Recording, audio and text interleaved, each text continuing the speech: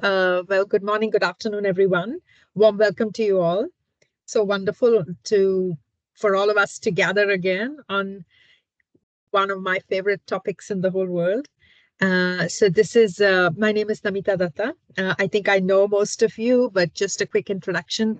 I'm based at the World Bank, program head of a global program that's called Solutions for Youth Employment. And one of the topics we are very passionate about in S4Y is the opportunity in the creative sectors for not just youth employment, and also opportunities for women, people who are left behind, but also sort of not just from a jobs agenda, but from an empowerment agenda, from a voice agenda. So we joined hands with our wonderful colleagues in GIZ who were really doing very interesting, who were already doing way before we got onto this topic. They were already doing some really interesting things. And so when we got together and we had the first meeting, a number of partners, some of whom are joining again, but in the last couple of meetings, a lot of partners joined us and said, yes, this is something where we should get together. We should deepen our knowledge, our understanding of this sector, particularly because it's growing so rapidly with technology. And so not just deepen our understanding, but also share with each other what we are learning along the way, without necessarily always waiting for an impact evaluation 10 years down the road. Can we learn as we go along? So that was the objective.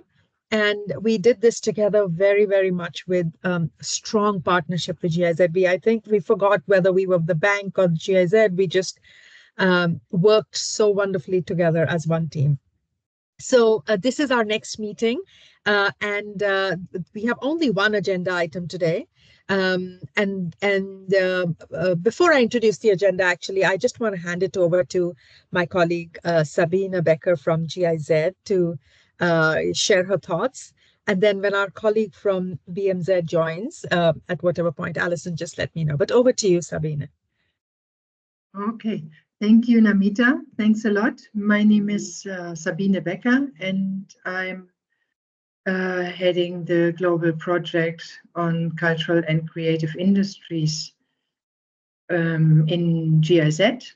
And we work together with Goethe Institute and on behalf of our ministry, who later on will be presented by Merle. And yeah, from our side, we are really grateful that World Bank and Solutions for Youth Employment have developed the Creative Economy Alliance together with us and the Knowledge Repository. And also, I'm also saying that because when we started together, my colleagues and myself, we found it so difficult, or we found it hard to get started in a way, where do we get the data to know the size of the sector in different partner countries where maybe data is anyway not that easily available. And then how do we apply our, for example, private sector development approaches to that particular sector? Like, how does a value chain look like in the creative industry? It might look completely different to a more traditional sector.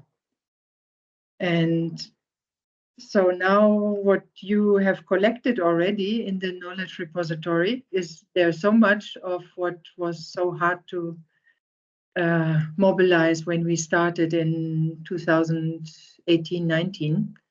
So I think that will be so helpful for so many donor partners.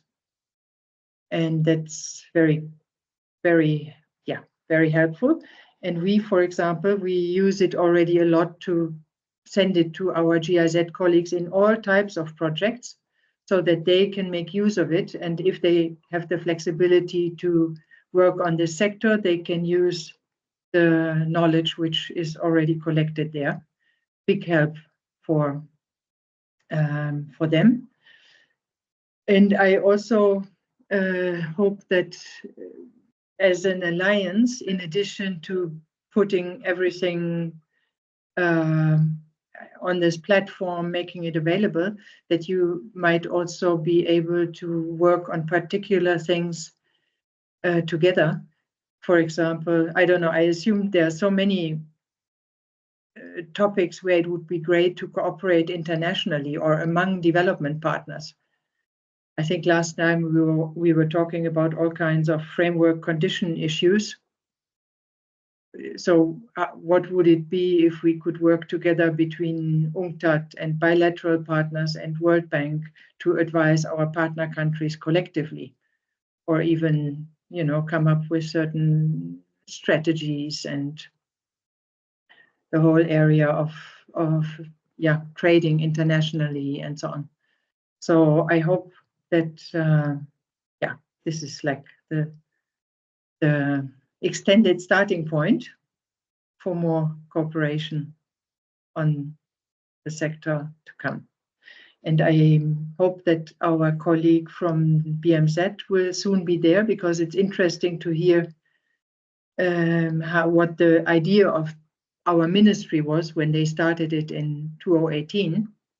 And I think we also made some good experience in combining GIZ with Goethe Institute, which is not usually that much into development work, but they have a lot of experience in culture and creative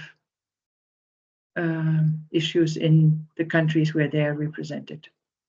So good experience, and very good to see how things that my colleagues here have developed over the years are now finding their way into many private sector and education programs in the countries.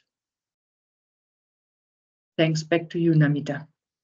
I totally agree with you, Sabina. I mean, we are also seeing so much very interesting work from also our IFC colleagues, working with the private sector, because that's really what's going to make a lot of things happen. And also within the bank. But of course, IFC is really taking the lead on this. And we're so encouraged to see a lot of that. And I think one of my colleagues from IFC shared in our last meeting a bit of detail on that. So let's just go to I just want to invite my colleagues, Jamie and Alison, to give a quick update on where we are, to sort of catch us up a little bit, what we've been doing in the last few months on this topic. And just with a request that, let's keep it short. I think a lot of us around the table already know some of what you're going to share, but it's just like a recap. So over to you, Alison and Jamie. Thank you, Namita. Jamie, let me know if you can see the slides, and then I'll move forward. Wonderful. Hi, everyone, and thank you for joining our third Creative Economy Alliance partner meeting. As Namita already said, we have one main item on the agenda for today, which is the lessons learned of GIZ. But first, we will provide a little bit of an update, and then we'll have an open conversation at the end. Next, please. So I think Namita already covered this, and most of you have been participating in our meeting so far. But this is what the Alliance stands for. It's really to contribute to economic development and jobs for youth and women, as Namita already said, to deepen our understanding, doing research in the creative economy and youth in employment, and really by bringing and sharing knowledge and ideating together. Next, please. So in the last meeting that we had, we discussed some of our new knowledge briefs. And this week, we've already released one, but this week we'll be releasing two knowledge briefs from the film industry and the fashion industry. And these will be shared with you in the chat box, but also you can look at our social media posts this week to get a little bit more of an understanding of what these knowledge briefs are about. Please to the next one. And with the fashion knowledge brief, we'll also have a webinar that we'll be hosting in the second week of June. And this will combine actually a little bit of the effort that we do within the Solutions for Youth Employment, so S4YE, by looking at circular approaches to circular economy and the textile industry. And we'll be highlighting also the knowledge brief of the fashion industry here. So more information will follow soon. Just be posted. We'll be sending you more information very soon in the upcoming 2 weeks. Next, please. So as most of you have already known, one of the main knowledge sharing channels that we have is the knowledge repository. And last year, we already accumulated and gathered a lot of information from all of you, all of our partners. And by now, we almost have 100 different reports, technical documents, videos, etc., of more than 25 partners. We are hoping to expand it further on the topic of the creative industries, and including diverse sectors, right, from fashion, music, movies, gaming, the art industry. So if you have anything right now, we are updating our knowledge repository. And if you have any great report or information that you would like to share with us, please do so before June 7th, and you can contact me. Next, please. As you might know as well, we have a monthly Solutions for Youth Employment newsletter, and where we feature also a section on the Creative Economy Alliance. Again, like I said, it's monthly. Should you be interested in also featuring an event, a new report, news from your organization or from your team that you're working on, please share them with us, and we will see if it can be accommodated in that newsletter in that month. Also, again, you can reach out to me for that. Next, please. And we are very excited. We're going to be releasing a new blog post very soon. We'll be writing it. And we wanted to get your input. So input from all our partners. So if you are working in the digital transformation arena and the creative economy, if you're advancing the agenda, working on projects, program, or if you have really great case studies that were recently, that we can showcase in any of the industries, please share them with us. I have given here the example that you can really look at technology and tools, for instance, in Gen AI, NFT, Metaverse, AR, XR, etc. But if you have anything else that is beyond this scope, also please share them with us, and we'll make a selection of who will be featured in this blog post. We'll try to accommodate everyone, obviously, but also for this, please submit your ideas by June 15th with me. Thank you, Jamie. I'll take it from here. For everyone who doesn't know me, my name is Alison Blankenhaus, and I'm working as an advisor at GIZ for the Global Project Culture and Creative Industries. And I'm also the focal point for the coordination of the Creative Economy Alliance from GIZ's side, together with Jamie, of course, who is working for Solutions for Youth Employment.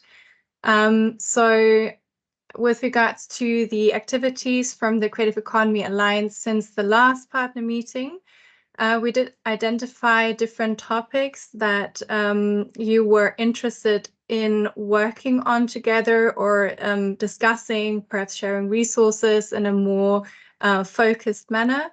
So the first working group explores the impact of digitalization and emerging technologies. And so far, there was a particular focus on artificial intelligence and intellectual property. The working group has met once and was participating in an event in South Africa. So if this is something that is interesting to you and you would engage, you would want to engage more on, please do contact us so we can invite you to the next meeting, which will be in June. And so far, the GIZ was heading and organizing the meetings, and we are looking for interested organizations who would take the lead also within this working group. There were two other working groups that are in discussion. One explores approaches for capacity building measures, so trainings within the culture and creative industries. A few of you expressed your interest in exchanging knowledge on this topic or collaborating. So we thought we'd start a first meeting also in June. You are all very welcome to join that meeting. So if you didn't receive an invite by the end of, I think, the week after next, please do let us know if you're interested to join that group. And finally, there was an interest in exploring the economic impact of creative industries with a particular focus on data collection. And the idea was to perhaps start with the film sector to pilot conversation around that topic. So we would like to initiate a first meeting also in June, and same goes as for all the working groups. If you're interested in joining and collaborating on these topics, please get in touch with us so we can link you with other interested organizations. Just to give you a very brief overview of the next milestones in the upcoming months. So the working group meetings will be taking place next month. There will be the webinar on fashion and circular economy. Do participate. Also, if you have reports, projects that you're working on, as Jamie mentioned, we are happy to share them in the newsletter. We're happy to upload them to the knowledge repository, which will be updated over the summer. And so we have an updated version in the latest in September when our next partner meeting will be taking place. So there are many chances for you to collaborate and participate. And before we head to the next section of today's meeting, I just wanted to see if there were any questions with regards to the activities of the Creative Economy Alliance. Before we head into the presentation by the Global Project and the German Federal Ministry. And don't believe so far already. Colleagues are expressing interest in sharing resources, which is fantastic. Yes, Sabina, please do come in. Yeah, I just got a phone call from Merle Rietschel from BMZ, and she said there is a bit of an urgency in the kindergarten of her child, and she had to run. Not super serious, but something that could not be postponed. So I will take over. That's Wonderful. okay. I hope all is okay with her. But thank you, Alison and Jamie. That was a really nice kind of summary. As Sabina said, really the idea of what we do here is with the hope that all of the knowledge, the research actually informs operations. That's where the rubber will hit the road. And so we're hoping that through some of these conversations, these webinars, this knowledge repository, these working groups, organically there might emerge some deeper partnerships on ground. That's what the hope is. And so I really would encourage you to click on the knowledge repository and please have a look. It's a global public good. It's freely available to anybody who cares about this sector. And if you've done something, or if you know of others who may have done something, as in a research or a good practice note, please do help us make it as rich a resource as possible for any practitioner who's interested in this topic. And my colleague Sarah, who leads the communications and outreach for S4Y, has posted a link to the repository in the chat. So, okay, off we go to the next agenda, where we are going to really just focus on the practical lessons that the GIZ team in different parts of the world, wherever you've done operations. And I hand it over to Sabine to kind of kick us off there. What I wanted to suggest was, let's keep this conversation informal. And as colleagues share their experience of developing these operations on ground, if you have a question or you want to understand something a little bit, just raise your hand. I mean, I think let's keep it a discussion, so that we can all collectively learn from this enormous experience that the GIZ team has collected over time. So over to you, Alison and Sabine. Thanks, Namita. Sabine, would you like to start then? Yeah, maybe what is interesting from BMZ side is that they have what they call global projects in addition to bilateral projects. And usually the German Development Corporation works based on government-to-government negotiations. So bilateral partner countries talk to each other and say, where do we want to cooperate? But in addition, there are these global projects on particular topics. So BMZ decided to have one of these global projects on cultural and creative industries. And the reason was that they saw the importance of it, especially, they looked especially from an employment point of view or labor market and economic development point of view.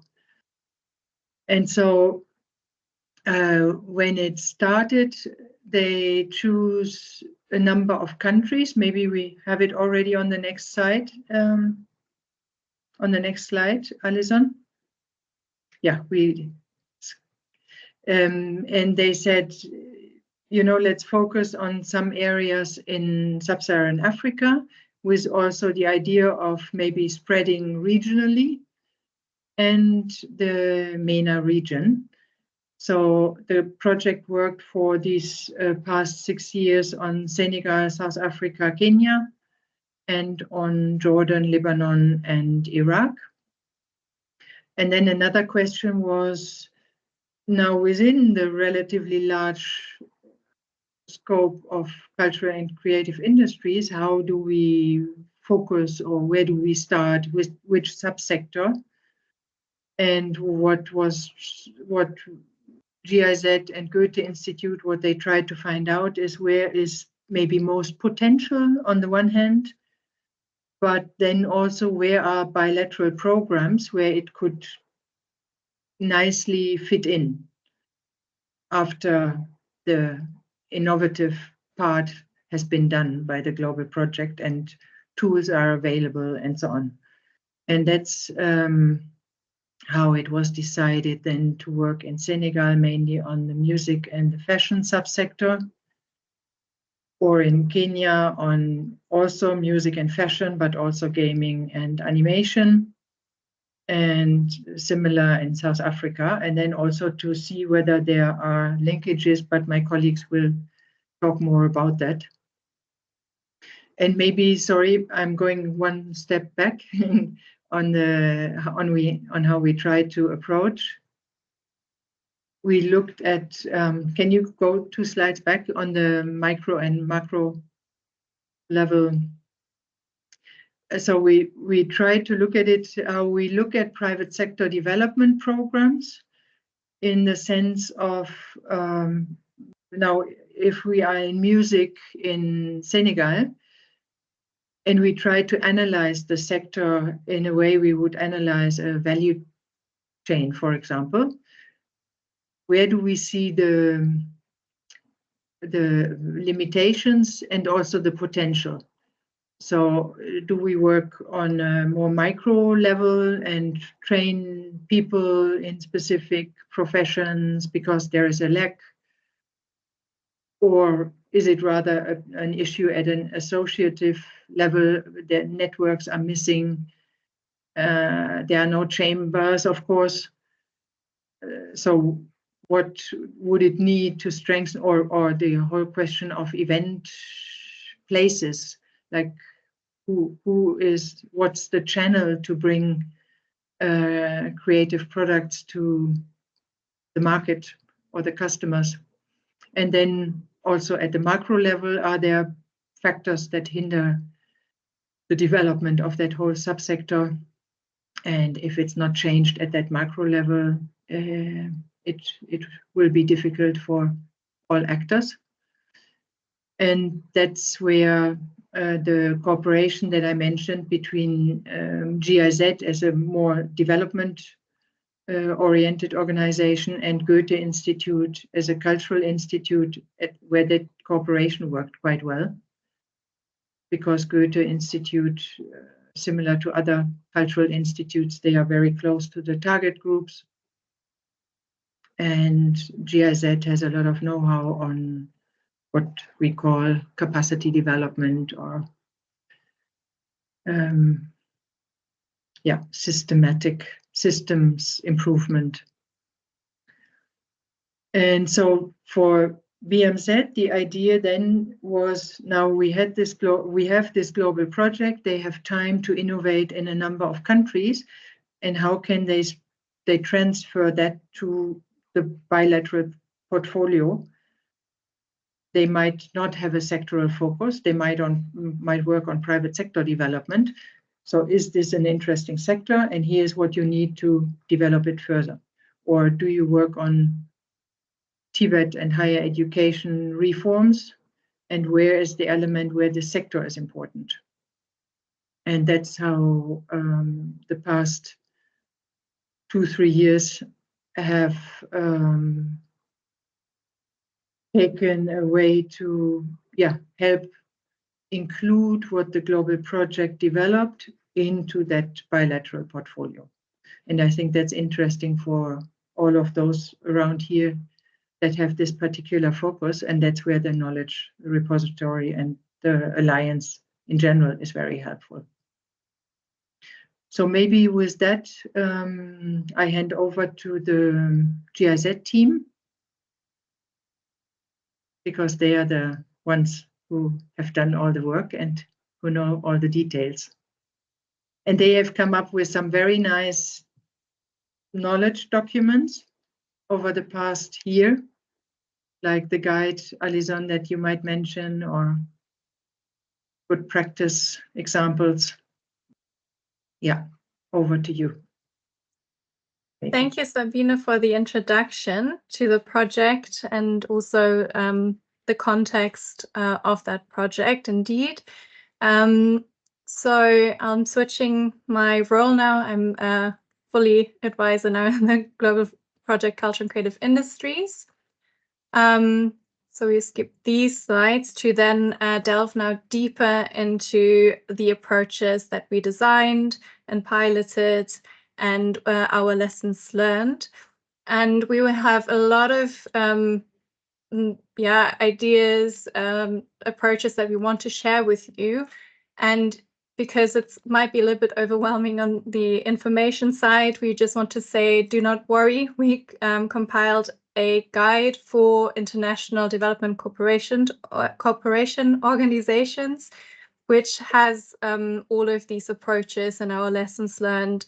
And you can find that in the Creative Economy Alliance's knowledge repository. So if there is a approach and activity that interests you, that you see presented here, you can also have a more detailed look in this guide, which you can find again in the knowledge repository. And I believe my colleague from SOE just shared the link to the product. So just to let you know from the beginning, no need to worry, we have all of this collected in this guide, and then I'll hand over to my colleagues who will introduce you a little bit more the approach that we had as a global project.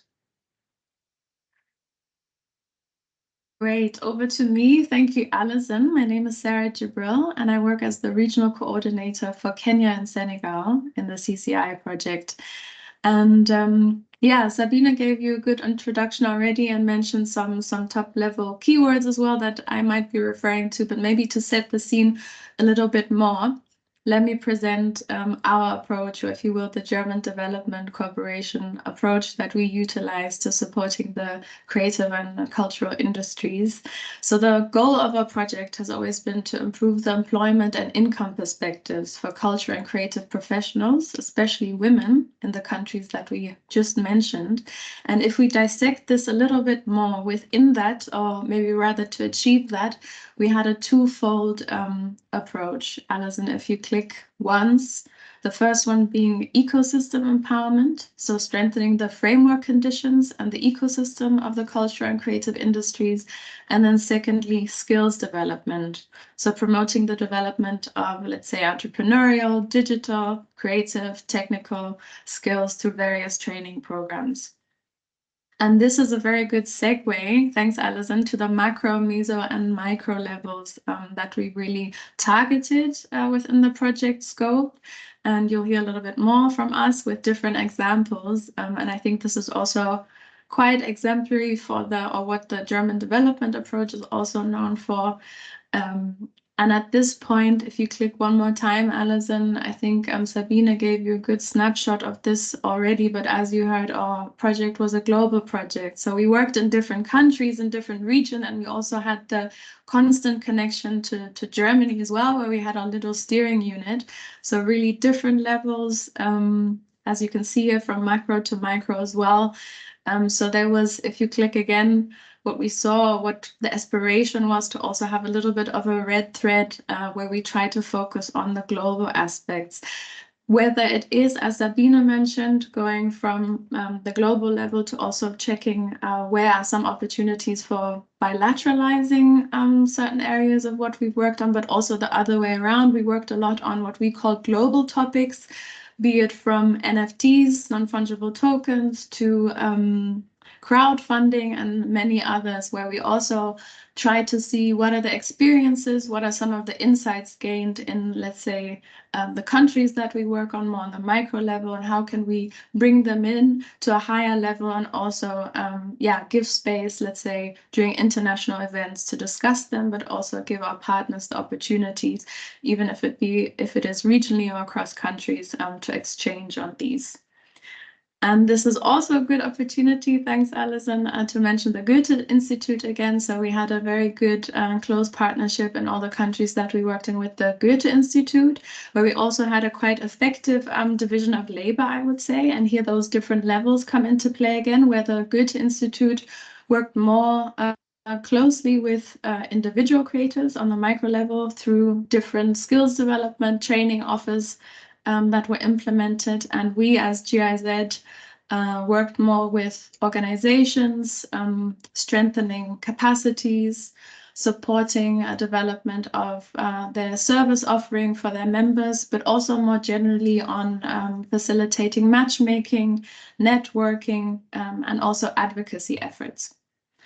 And if you click again, Alison, we also wanted to mention some of the tools that we utilize. So if you see this kind of setup that we have, of course, we needed to use the right tools to also identify effective approaches that would work on the different levels in the different countries. I think Sabine already alluded, for example, to value chain analysis, but if I pick two more here, ecosystem mapping, for example, we did an ecosystem mapping in the scope of the project to really identify suitable partners, and also to see or learn more about their position, their role, but also a relation within the ecosystem, to then be able to design effective approaches and also collaborate with them for good outcomes. Secondly, as an example, gender analysis, because this was also at a later stage quite a big focus in our project, and Alison will tell us a little bit more about this later in the presentation. But we also used a gender analysis, which really equipped us or gave us the opportunity to identify specific gender-based constraints that might still be present in different subsectors that we were active in, but also to identify potentials where we could implement different strategies to strengthen opportunities for gender equality. So this is first snapshot setting the scene to our approach and the different tools that we use and how we set ourselves up. So if I jump straight into the first level that we're going to present, which is the macro level. Thanks, Alison. So some lessons learned here, as we promised, also based on activities that we did.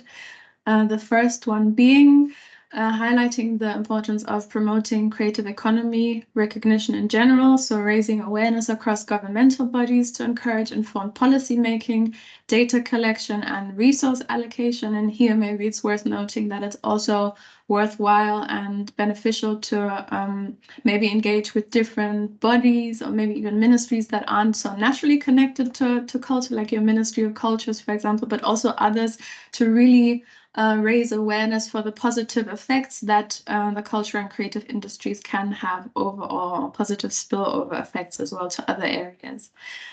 Secondly, fostering inclusive discourse, facilitating dialogue and knowledge exchange between maybe otherwise siloed stakeholders to exchange insights and identify linkages for further actions. You can see here a nice picture from Kenya, where we collaborated very closely with the Kenya Copyright Board, with Kikobo, in supporting them to host a series of public-private dialogues, so-called exchange forums, where we did have quite high-level attendance and engagement as well from national government representatives, also county government representatives. During one event, we had a video message also specifically from the Minister for Youth Affairs, Sports and Creative Economy, which was great. But in addition to that, there were different participants, from your individual creatives to legal aspects, because it was all about the topic or questions connected to copyright and intellectual property. So it was really a great opportunity for different stakeholders to come together and discuss relevant issues, and also have a chance to network with also this high level representation, which is needed to, maybe learn more and positively influence framework conditions. And then lastly, very much connected, just generally the importance of engaging government institutions to affect some change at the macro level and to improve conditions for professionals within the sector. I mentioned that we, for example, in Kenya collaborated closely with the Kenya Copyright Board, but similarly in South Africa, there were very positive experiences and a good working relationship, for example, with the South African Cultural Observatory, just to name two examples. And this is the perfect opportunity for me to hand over to my colleague Victoria, who's based in South Africa, to tell us more about the next level. Thank you, Sarah, and good afternoon, everyone. My name is Victoria Githam. I'm the country coordinator here in South Africa for our project since its very inception, as Sabina mentioned, since end of 2018. And I will quickly present you with our approaches on the meso and micro level. So, based on the understanding that creative entrepreneurs require support structures, support systems, and support services to strive in their business endeavors, and that they also require a voice to represent their needs and what the sector overall needs to develop, we partnered with, on the meso level, in all of our 6 partner countries, with more than 60 support organizations in the respective subsectors that were mentioned. So you can imagine quite a wealth and diversity of approaches on that level. As an attempt to summarize it, we basically supported all of them in improving their organizational structures, identifying and developing new services, strengthening their visibility, doing a lot of communication work in order to promote the services, make them known, and strengthen their advocacy role in the sector. And as often as said, the sector is not so well organized, also to identify partnerships and opportunities for collaboration in the sector. So as mentioned, most organizations received support on an organizational and structural level. So it was very important to have a longer perspective on understanding the added value of the partner organizations, the support structures. What do their members or the creative entrepreneurs they represent in service really require and expect from them? And therefore, what is their added value in the sector? So that is something in terms of analysis and identification that took quite some time, and it needed to be accompanied with a good long-term capacity building strategy early on, especially to then enable sustainability of the services to be developed or to be offered, because a lot of organizations don't receive external funding and they need to understand what services with what kind of business models they can actually offer in the long run. So that was overall a learning that a longer phrase and perspective here was really required in order to develop successful services for the sector. Another example, maybe to dive a little bit deeper, and that also brings together a lot of the approaches we took, both from maybe a research, value chain analysis, we heard perspective, but also organizational development, service development, as well as training development as a service, was our approach for intermediaries on the African continent. So identifying, understanding who are intermediaries for the digital creative industries. We partnered here with 3 organizations, the Fakugesi Digital African Innovation Festival, the Wits University, and the Tsimologong Business Incubator. And over a period of 4 years, we conducted or supported extensive research on the sector, on the continent, to understand where are the intermediaries, who are they, what role do they play, what services do they offer, what training background do they have, and what do they require in order to develop further. And from these insights, we were then able to support Fakugesi in developing and understanding really their services as a platform for the digital creative industries. So again, it was a very long-term approach that we took, and where the learning was that with the time given to do proper research, to convene people from the sector, discuss the findings, and then develop a service that was really meaningful to the sector. That's what then led to an overall good practice in this case. Fakugesi also conducts certain dialogues. Speaking of dialogue, advocacy, networking, public-private dialogue, again, here the learning was that it is effective when it is well researched, well prepared, and when the partner organizations have sufficient resources to conduct such dialogues to be then well heard also by government. One example we have here in South Africa is we brought 3 platforms together, the Durban Film Arts, the Fakugesi Festival, and the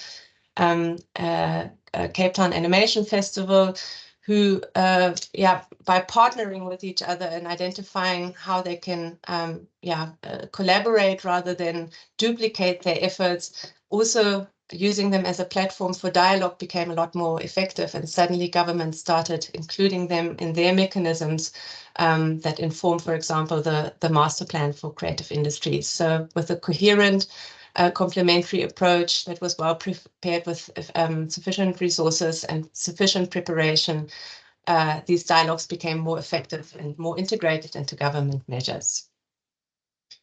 You have a question there, I see. Yeah, I wanted to just ask you, Victoria, in your experience, did you find that when you build intermediaries or networks, it's helpful to segment the creative sector a little bit? Or, for example, I would imagine if you're a film professional, would you want to interact, and I guess you want to interact with a professional in the fashion industry. So did you approach it as the creative sector network intermediary building, or did you have to segment the creative sector for it to be effective? So we all know that the creative industries is a very broad sector, and we worked obviously with the focus that our partner organizations have. So here we worked with the Fakugesi Digital Innovation Festival, and they have already a focus on the digital creative industries, mainly originally in animation, gaming, VR, XR, augmented reality. So that was their focus naturally already as a partner organization. And in the background, we had Wits University and their Department for Digital Arts. So it was a segmented approach, and looking at the overall continent and conducting research in various countries with feedback from over 200 practitioners in the sector, a focus was required. And I think it was also more effective then, because the service that developed from that with what they call the Intermediaries Connect platform is now focusing particularly on intermediaries in the subsector, the digital creative industries. So it has potential to grow, but it's building on what the partner with their focuses on for now. Thank you. Yeah. Right, so that is a very broad snapshot on the meso level. Moving on to the micro level, maybe where we move into the training, more specialized training capacity building on the level of creative entrepreneurs. We heard that this is where we partnered with the Goethe Institute in all of our 6 partner countries.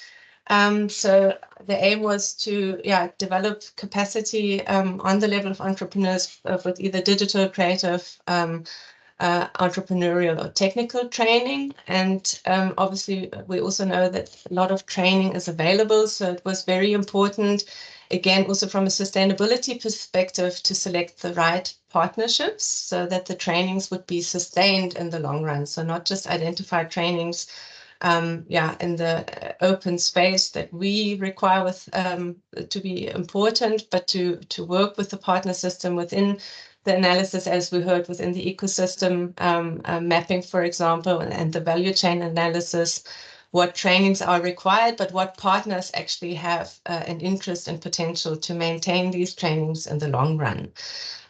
So again, coming back to the Bakugesi and the WITS example that I just gave, here the benefit really was that we had the research, we had the extensive feedback from the sector in terms of where the training gaps are on the value chain level. And then we were able to pilot a training with the Goethe support that is now integrated into the WITS offering at Digital Arts. So they now basically developed a short course for professionals in the digital creative industries, which will also in the long run will be integrated in their honors degree. So it was not a training that was identified out of nowhere, but that basically followed a longer term approach with extensive research and a piloting of the training as such. And therefore sustainability now can also be ensured. Overall, also when reviewing the effectiveness of our training, we also found that it is important to have an integrated comprehensive training offer. So not just, as mentioned, technical or entrepreneurial training, for example, as such, but to complement it a lot with soft skills components, because those are often missing in the actual training offering as such. And to not only have the training alone, but to then provide internship placements and ideally also stipends. So both people, especially professionals who are already working, can attend the trainings, but then there's also a practical application of the training content through internships, for example. And again, working in this integrated approach with the partner systems to make sure it links back to internship support models and stipend models. So this is very much in the nutshell, and looking at time, I'm not sure if there's training on there's questions on this training level, but yeah. Again, please. Amita, your microphone is still muted. We can't hear you, unfortunately. Sorry. Sorry to butt in again, Victoria. I was curious, you mentioned training, networking. Was funding an issue for some of these entrepreneur startups or even the intermediaries? And if so, I would imagine funding would be an issue. What exactly was the constraint? Like, was it that the banks are not willing to lend to them? Is it, what exactly is it? Because I see you didn't work on funding and access to finance, but I'm sure you gathered some insights. Yeah, we did have examples for access to finance as well, because it was found to be obviously very crucial, and it leads back to the macro level as well, where obviously on a higher level, the access to finance needs to be enabled. We did have trainings that prepared from a content perspective, specifically for being more successful in applying for funding mechanisms, so financial literacy and preparation of budgets, budget planning, project planning often was a component of training in sectors. Your question was a bit more like twofold. I think the one is the access to finance in the sector overall. The other one is access, financing of training. So that is a question within the business models of the service providers or the support organizations. So that leads back to the service models or the business models allowing for sufficient staff to, for example, provide the training and to provide a model where the training will actually be available in the long run, that we see is a big challenge, and that needs to be addressed early on before actually developing the training as such. And then the other question maybe with regards to finance is whether the people actually have can afford to participate in trainings when they actually need to conduct their own businesses or run their businesses. And that's when the stipend model, for example, comes in and plays into role in order for people to be available to develop their own capacity in that sense and be available to participate in the trainings. So we have examples on all of these levels that are then outlined in the good practices that we come to later. Thank you. Thank you very much, Victoria. And I believe that Heike can say a bit more about crowdfunding later on in the good practices. I just see your camera coming back on. Otherwise, Heike, if you want to say one or two things about the crowdfunding initiative, if you wanted to come in now. Yeah, perhaps quickly. I mean, if you develop knowing that access to finance is a big issue. One approach under many other approaches, of course, is also the idea of crowdfunding, to establish more knowledge on the possibility of crowdfunding. And we developed an e-learning course on crowdfunding, so people can really go through a very practical step-by-step process to consider that possibility of developing their projects and their advertisement strategies in a way to use online crowdfunding. So yeah, this is another tool or product which we would really like to promote in this surrounding, because it's available on Atingi. That's a platform the German government is upholding, where a lot of e-learning courses are there, but it's also part of the Good Practice magazine. So all links are there, and yeah, it's an interesting approach. And we were surprised that many people don't use it yet in the way they could.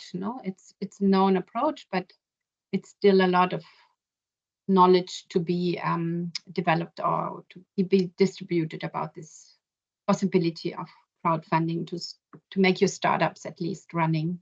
It's always on a smaller budget, but yeah, interesting and successful approach. That's very briefly, perhaps. Thanks, Heike. Yeah, crowdfunding as an alternative financing stream for creatives. Then let's move forward to the next part, which will focus on gender equality promotion, which I'm presenting. So in the last couple of years, the German government adopted a feminist development policy. The aim of this policy is to support diversity and to promote gender equality better by supporting or strengthening the resources, rights and representation of discriminated against groups and of women in particular. And this change also affected our project because it put gender equality promotion at the center of our project design. And being a project that is supporting culture and creative industries, it was very important us to incorporate this aspect, as creative industries are so closely linked to social norms, to values, as creatives are also role models and can also address social change. But from an employment perspective, creative industries rank fourth in terms of sectors who employ the most women. So we were very much interested to see how we can become more gender responsive and ideally gender transformative in our project design. To understand a bit better the barriers, but also the opportunities that we had as a project, we conducted a gender study, which looked at gender equality promotion in 6 different countries, 4 different sectors, and different levels of interaction, which I'll explore with you a bit more on the next slide. And we tried to incorporate as much intersectionality as we could. So it was a very, very complex endeavor. And we collected the main findings in the summary, which is also that you can find in the Creative Economy Alliance's knowledge repository. And the findings are there sorted according to the sectors we were operating in. It's, again, a summary, and the true work that was done was basically the workshops, as the study was conducted together with the project partners, and we had workshops and focal group sessions, which allowed us to understand barriers in a more local context, which was very valuable then for our project implementation, and which also started discussions and changing of project designs with the partner organizations that we're working with. So this was also the true work and core work that informed our project design overall. Trying to move to the next slide. This is a very brief overview of some of the findings from the gender study. And you can find them again in the summary, but I wanted to show you the structure to understand our design a bit better. Basically, we had three sectors that we were looking at. One was new media and animation. Then we looked together at fashion and design, and at the music sector then separately. And for all of these sectors, we explored what are the barriers and opportunities on an entrepreneurial and creative level, what are the challenges we're facing when we're looking at business development and investment climate, which role do multi-stakeholder partnerships and international alliances play, and are there overarching findings across sectors and across different levels of interaction that we found. And I think a lot of the findings we knew already that there were barriers that were existing, or that there were opportunities in the sector, but it was really good to confirm certain findings, to then also have discussions and see how the partner organizations can address those in their project planning. So our key takeaways are that, of course, social transformation is very sensitive topic, and it takes time, and additionally it takes a lot of trust that needs to be built with partner organizations to really understand the local context and to understand what they would like to do and what they can do with regards to gender equality promotion. We found there was a particular interest in creating so-called safe spaces to discuss gender equality promotion. And in terms of quick wins in the project, we found it was helpful to allocate a flexible budget for gender responsive measures, meaning that if you have a project idea, to reserve a little bit of budget that can be used for challenges that you might experience when implementing a project, so not to exclude women. So you can change, for example, the format of the training or something like that. So depending on the needs of that project. And we found that it was helpful to lift age limitations of trainings, because women tended to be a little bit older than men when attending trainings. So they were excluded initially when attending digital or business skills trainings that we were conducting. One of the topics that I mentioned earlier that sparked a lot of interest was how to create a space, a creative space that allows for dialogue and discussions on a very sensitive and very local topic, such as diversity and gender equality promotion. And especially in the culture and creative industries, many stakeholders are very much informed on that topic and have their own opinion. So it was a question on how can we guide stakeholders, including creative professionals, intermediaries, government organizations. How can we invite them to start a dialogue on that topic and find ways how they would want to promote gender equality promotion? So we developed this guide with 3 partner organizations. And this is also available online, and it is very practical handbook that guides you through different levels on how you could start such a discussion and such a dialogue within the culture and creative industry. So this is a handbook particularly for the creative economy. Yeah, I think that's everything on our gender equality promotion, and we will head over to the next segment of the presentation, which will explore monitoring and evaluation of income and employment effects. I see a question. Yes, Namita, please come in. No, I just wanted to pause a little bit and see if anybody else wanted to jump in. This was just so interesting. I really wanted to gather more comments. I mean, I just really loved, Alison, that line that you used in the beginning, saying, let's use the creative industry. So what did you say? To counter the danger of a single story. Like, I think that's just something so powerful about what you said, which is really about addressing stereotypes. And there's some of them which could be so subtle. And the fact that we can use the creative industry, not just to promote the creative industry, but also to really shift mindsets and social norms on several other things. And gender equality is one of them. And I hadn't realized this,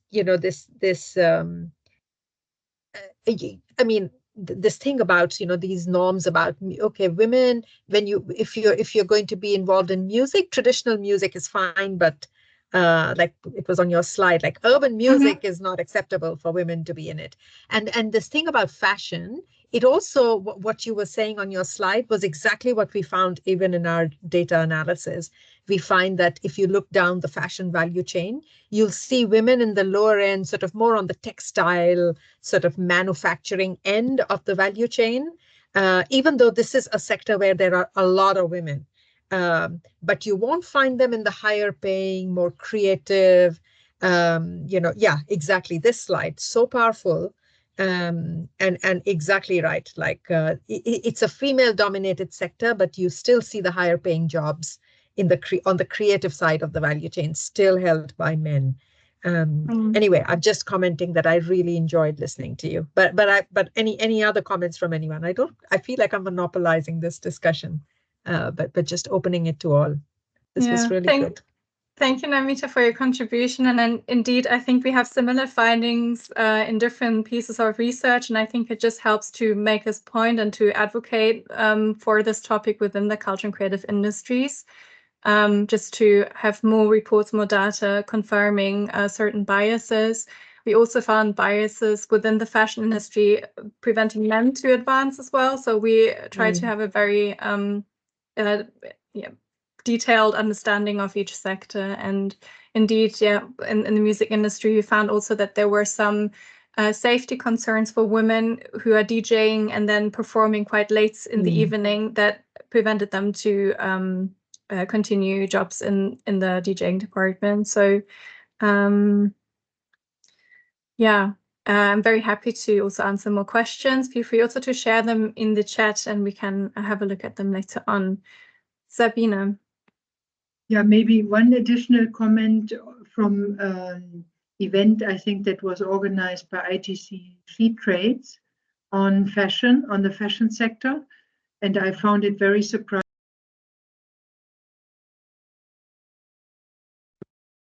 A traditional link to the fashion sector. And one of the main points was it's also for the women to get into business rather than thinking that is what I've always done and my grandmothers as well. And I thought that was interesting as well. So where do people come from possibly, and how to move out of that old role? Yeah. And that point, I think, Sabina, is also linked to what Alison was saying about lifting the age limit. I wondered if lifting the age limit, I mean, I would imagine for a lot of women, if you've just had children, maybe those few years, you take yourself out of the labor market. And then there's this next wind, like when your children start going to school, you suddenly are able to explore some of these opportunities. And so thinking about age in that way, I think, that was a good point.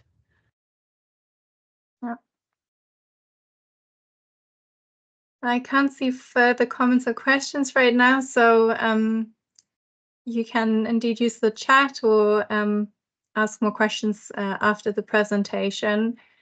Let's move forward to monitoring and evaluation then. So just to give you a very brief overview of the observations that we made in our project, we found that the project was very successful in improving income and employment prospects of creative professionals. This means that they confirmed that they indeed learned relevant business digital skills and they were able to apply them later on. And through some theory-based questionnaires, we also identified that creatives exhibit a high level of employability. On the ecosystem level, creatives confirmed that indeed the service offers that were provided by the partner organizations of the project improved. So almost 90% of creatives recognized the change due to the work of the global project, which is really fantastic to see. Most creatives saw a change in the representation of interests of creatives within the sector. They recognized that there were more opportunities for training and skills development, and they appreciated networking opportunities provided by the partner organizations. And through our tracer studies, we identified different effects, and one positive correlation that we found was that the improved competences of creatives, so for example, skills development training, if that was combined with access to new markets and sales channels, it often resulted in higher income for that creative. So there was a strong positive correlation between these two approaches of the project. So we can recommend thinking beyond the training and see how the entry to the labor market or to the revenue market can be combined in addition to improving skills. This leads me to the next slide. So the global project did indeed support the ecosystem, which is important in addition to capacity development measures. Our results show that a lot of external factors do influence the entry into the job market and in income income improvements for creatives.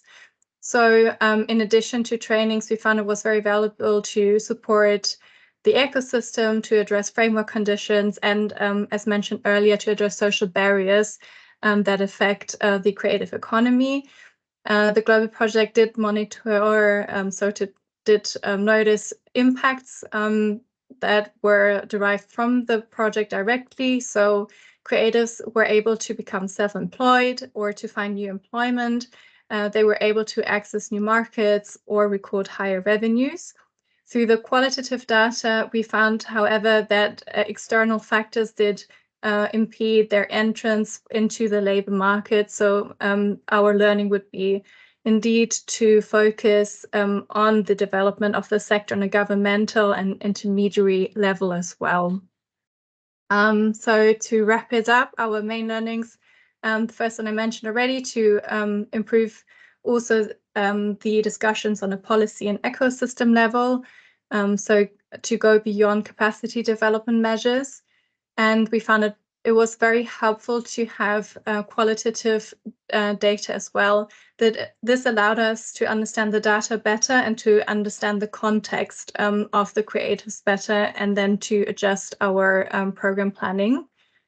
For future monitoring, I would recommend to also measure spillover effects into different industries, as this will allow also to see indirect impacts onto different sectors beyond the creative economy, and where possible to work with national statistics to ensure coherent economic and labor market data that goes beyond what we collected as a project. So if there's an opportunity to take advantage of that.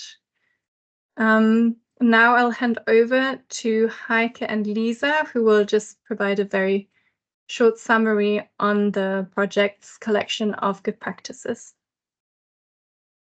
Yes, I will start. Thank you very much, Alison. My name is Lisa Hilgers. I also worked as an advisor in the project Cultural and Creative Industries. And yes, we are very happy to launch our publication, Cultural and Creative Industries, Creativity as a Catalyst for Economic Development and Social Change. And over the last year, we have been working on this collection of articles highlighting successful project interventions in our 6 partner countries. And the publication covers 25 different project interventions, which were implemented with the invaluable support of our partner organizations. And for each intervention, we describe our activities, we report on the impacts, and reflect on the lessons learned during the implementation. And we have opted for magazine style and also included a large number of interviews with our partners who have shared their experience with us from really working with the target group. And yeah, this publication aims to inspire international development organizations, but also affected ministries such as ministries of economic affairs and ministries of culture, but also the private sector to explore and implement initiatives that support the cultural and creative industries as an effective means of contributing to the sustainable development goals. And yeah, I would also like to extend my gratitude to everyone who has contributed to this publication. And yeah, I will now hand over to my colleague Heike, who will share some magazine insights with you. And yeah, I hope you read and dive into this collection of articles. Yeah, over to you, Heike. Yes. Thank you. And I might make it very short. It's just to add on to what Lisa said. My colleague, I'm Heike Bratsch, also advisor. And yeah, if you basically just get you some more inspiration. So you see the magazine is really full of stories. It's about the whole variety of activities we're doing. So it's, for example, on the left side, you see the IP rights, Kikobo Corporation in Kenya, which Sarah mentioned at the very beginning, where a lot of training material was produced. And then you see also another complete different spectrum where we worked for women in tech. That was an advocacy campaign basically on UX UI design, which was done in Jordan, Lebanon, and Iraq, which raised a lot of attention on this new career field and also was combined with training. If we go to the next slide, so really just to spotlight into these, we already mentioned that we worked on Web3. So there's an interesting interview with two very interesting artists from Jordan and Lebanon on the topic of Web3 and non-fungible tokens. We supported, for example, the first NFT exhibition in Jordan. That was the very first one they ever did. And that was exciting for us as well. And we reporting via an interview about our learnings there. And on the right-hand side, you see an animation production pipeline that was from the Goethe Institute. That was really an internship, also trying to include more women in the field of animation production and giving them the space to explore more techniques and information, and especially, like I said, dedicated to women. And the last slide is showing basically two other interventions there. This on the left side is the story, the 2 years cooperation we had with ITC She Trade, which was really a global initiative on fashion, where we worked in all 6 partner countries on different aspects of the value chain of fashion, especially with women-led businesses, supporting them in their production line and especially in their exporting structures, but also concentrating very much on the business support institutions, institutions working in this field. And there's the crowdfunding course, which I mentioned before, and where you can get also in the Good Practice magazine some more insight on what we did with crowdfunding and how we developed this e-learning course and what was our lessons learned there, and further contacts and access to the Atingi platform where the crowdfunding course is lying. So this is really a very short spotlighting just to get you more curiosity in opening this magazine and really diving into the stories and our lessons learned. So thank you for your attention. Thank you, Not sure Heike. if we have time, Time for that, the right? video. Perhaps we can see if if there are many questions coming in. Otherwise, we also have a video that we can share with you. And I just wanted to highlight again, we will share this presentation, and here you also have the links that my colleague Sarah was posting in the chat, so you can also go directly to these documents that we were presenting. Our contacts you will receive as well. So I'll close the presentation for now. But if you're interested and if we have time, perhaps you can show the Kenya video at the end of the meeting.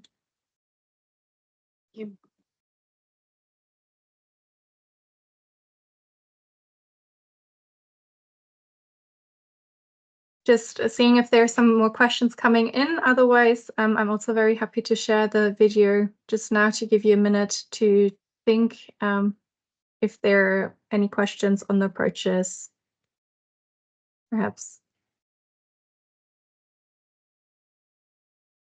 Hello. Yes, Olivier, please come in. I'm Hi. Olivier. I work for ITC. I'm not a creative industry specialist, but I'm contributing in terms of strategy design and to try to understand how the sector operates. And I've done that in the past in a project in the Gambia, which was basically focusing on youth empowerment. There were few things that really strike me, and thank you for sharing your experience. It's really very valuable. One was if you could build up a bit on the part of strengthening intermediaries. It was a presentation and done by Gillian, I think. If she could explain a bit more on that part, what happened. And another part, which is more related to the type of things we do from my end, is on the policy and regulation side. Because a lot of the presentation was about on the execution of the project and how you did it.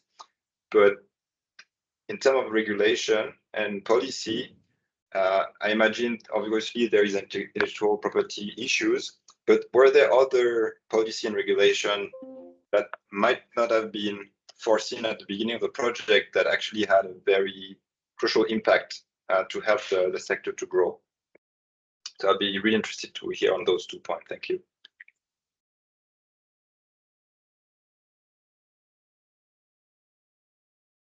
Victoria, would you like to come? Yeah. Yes, Thank so you. the intermediaries approach, maybe, I mean, I could talk about this forever.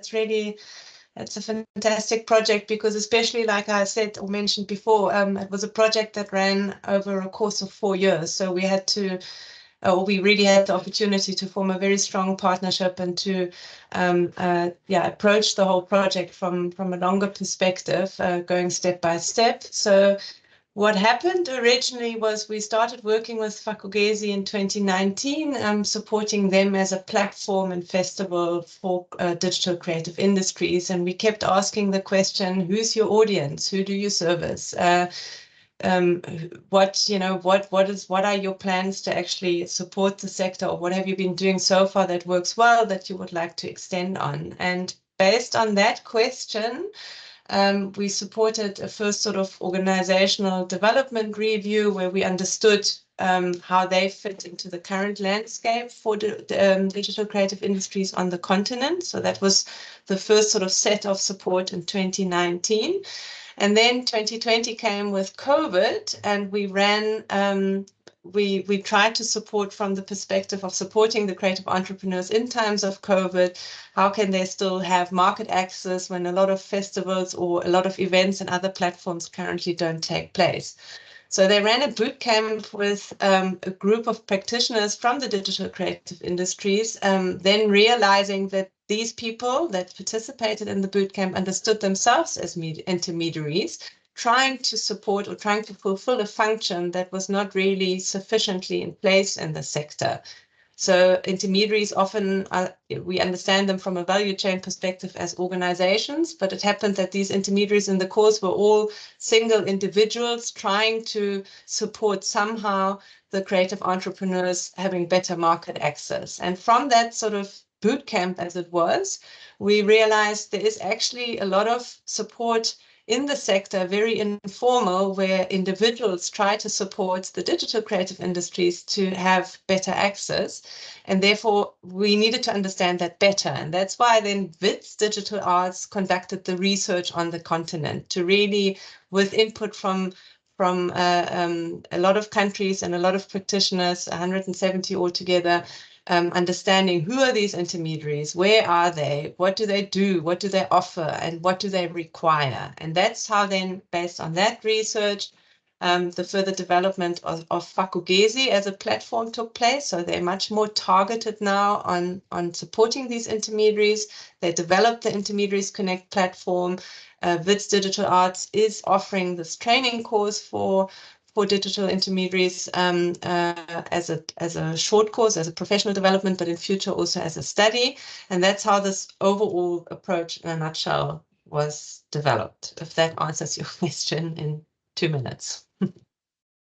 Right, yes, thank you very much.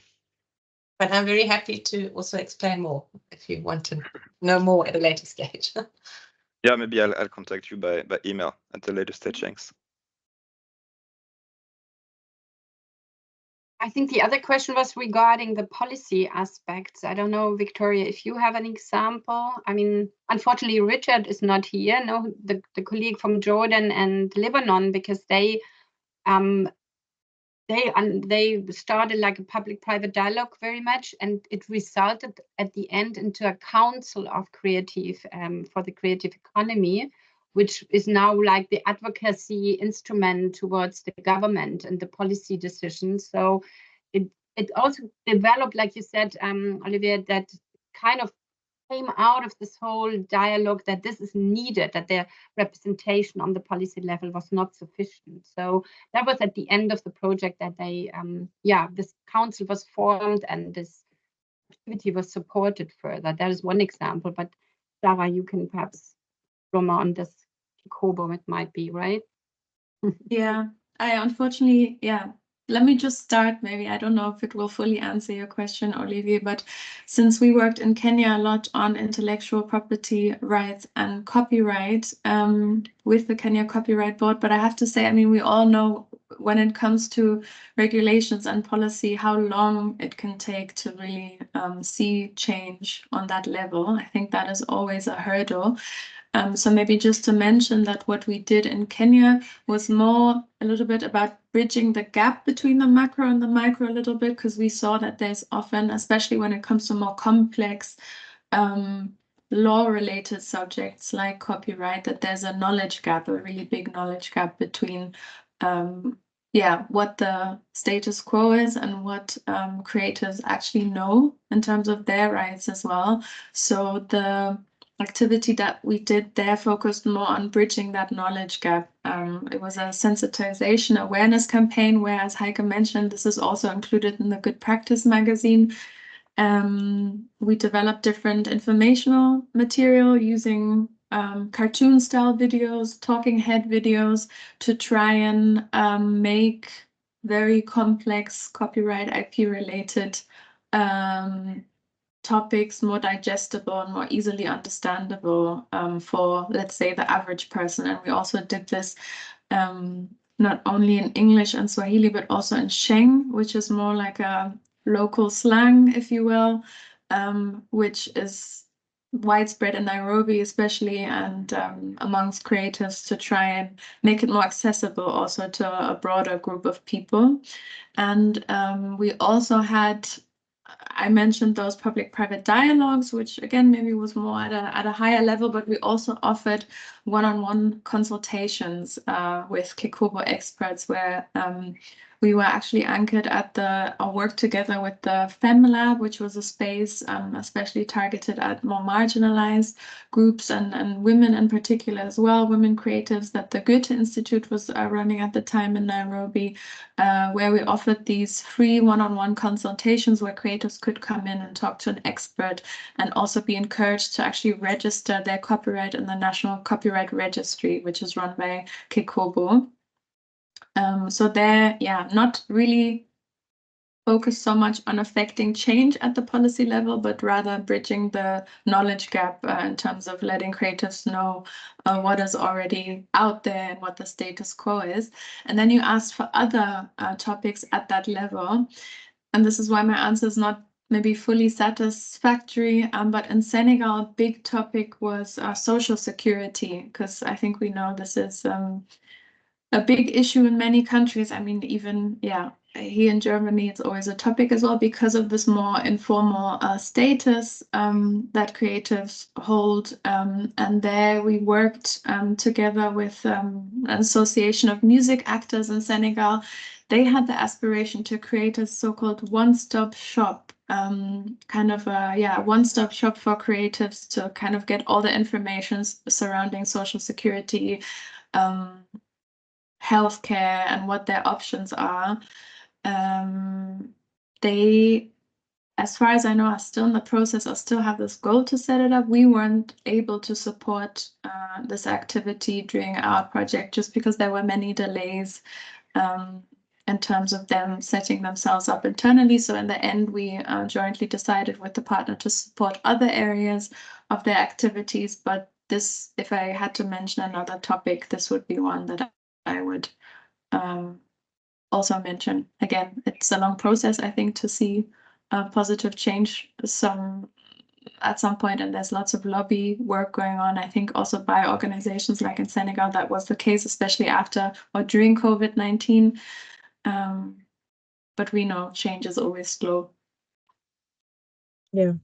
I mean, and I think all of what you're saying, Sarah, and what you said, Heike and Victoria and Oliver, your question, just points to the fact that regulation and policy is probably something we need a whole working group on. And there's just so much, it's such a tricky topic. I mean, I think that there are two things. One is that the nature of this sector is that the regulation and policy agenda will need to be context specific. So there isn't something that will apply to all countries. And the second thing is, like, I think with this kind of a sector, like also in several other emerging sort of technology-driven changes in the labor force, there is a risk on both sides. There is a risk of under-regulating, because then it opens up the creatives to some types of risks. So under-regulating, not having proper regulation might be a risk, but there's also a risk of over-regulating, because we, for example, see that where you want to stimulate innovation, sometimes governments can come down so hard with a regulation that it completely stamps out that sector, it kills the sector. So what is that right balance where you allow for creativity and innovation, but at the same time, the regulation that you provide is light, perhaps, maybe using a sandbox approach. I mean, I'm just thinking aloud, I think, because we encounter the same thing when we talk about this whole sort of gig economy, freelance, etc., where again, we run into this regulatory issue about social security, which is a big topic. And our position, at least in the bank, is that as jobs are becoming delinked with formal employers, it's really about universal social protection, so that it's not only the employer's responsibility. Anyway, that's a big, big topic. And I wonder if we can get deeper into some of these learnings in our working groups. But I see that we have run out of time.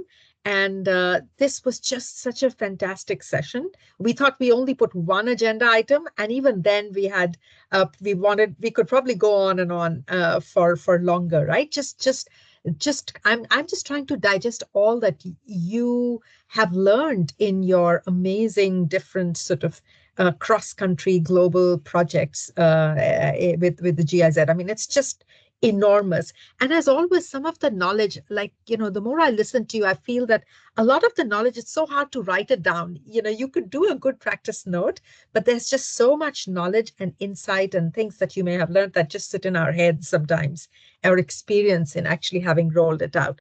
It was a joy listening to your team, Sabina. I mean, I think there's just so much lessons that's out there. We should wrap up. It's just a big thank you. This has been wonderful. We will share the minutes of this, and once again, a call out for anybody who knows good solid research or good practice notes that are out there that are not on our knowledge repository. Please help us make it as rich as possible. And if there are any suggestions on what other things we should be doing as a community, as an alliance, please don't hesitate to contact us. Jamie, Alison, is there anything, or Sabina, is there anything that you want to say as we wrap up? Maybe if anybody around here likes to have I don't know, an organization-specific presentation, maybe I can convince my colleagues to do the same presentation again in other circumstances. They do it in GIZ and BMZ all the time these days. Yeah, yeah. Well, you should invite us again. All right. Thank you very much, Sabina, for also the excellent partnership between our teams. I think it has really been seamless. We have learned so much from you all. So just a big thank you. And we will continue to be in touch. And thank you all for joining.